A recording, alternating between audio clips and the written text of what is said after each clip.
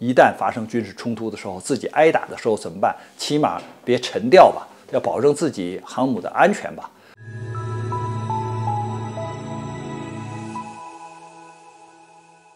网友朋友，大家好，我是曹伟东。最近呢，美国的航空母舰罗斯福号呢，在南海和日本的航空母舰及加贺号进行演习之后呢，单独又进行了战损演习。我们先说呀，就是美国和日本呢，它是两个南海的域外国家，要跑到南海弄2艘航母去进行演习，它的企图是什么？既然是域外的国家，那么在南海当然是一个公共的海域了。那你现在在这儿舞枪弄棒，是想达到什么一种目的呢？第一，他们自己说呀，是因为要保证自己的航行自由的这种权利。那我们看南海呢，没有海盗，不像索马里亚丁湾那个地方啊，有的时候经常有海盗出没，劫持商船，所以需要护航。那在这个南海没有这样的情况，这是第一点。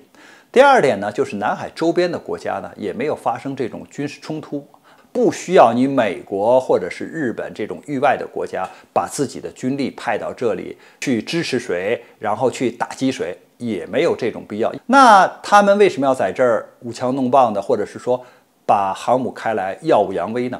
实际上还是想兴风作浪。为什么说他想兴风作浪呢？因为他看到啊，南海啊，它是存在着岛屿主权争端和海上划界争端的。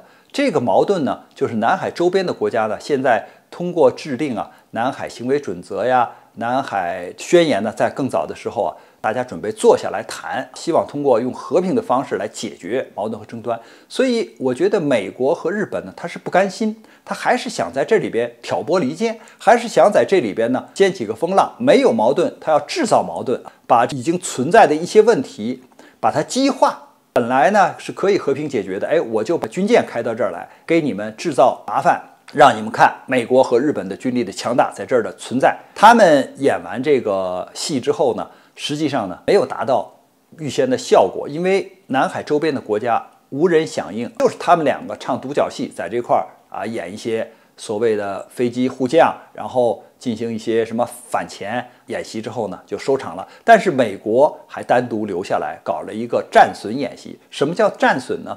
就是在作战的时候，航空母舰受到了损伤，去进行损害管制。损害管制呢，主要是针对2个方向的问题。一个呢，就是舰艇啊遭受了水雷攻击或者鱼雷攻击，一般都是在水线以下。所以呢，大量的海水会涌进，舰艇呢会灌满海水，它就会侧翻了，就沉掉或者是侧翻了。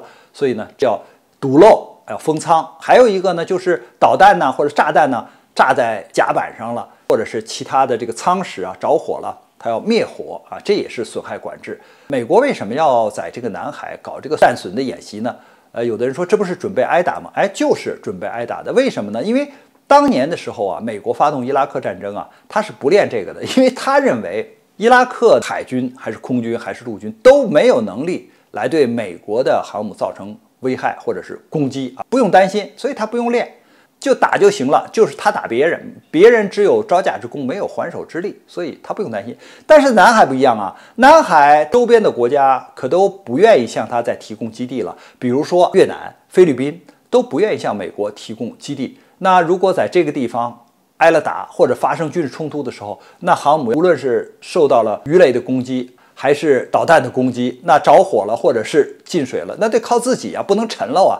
所以他一定要进行这样的演习。第一个地点是因为它周边没有近距离的基地，因为它最近的也得跑到新加坡樟宜基地啊，去保证它的航母维修，所以他要演练这个。那通过他的这个演练，我们也可以看到，他也在想，如果在南海发生战事的时候，他的航母是有危险的，而不是万无一失的，不是当年像他打伊拉克那个时候轻而易举的只打别人，自己不挨打。所以他也要适当的练一些，一旦发生军事冲突的时候，自己挨打的时候怎么办？起码别沉掉吧，要保证自己航母的安全吧。关于这个话题呢，我们今天就聊到这儿，感谢大家关注本栏目，我们下期节目再见。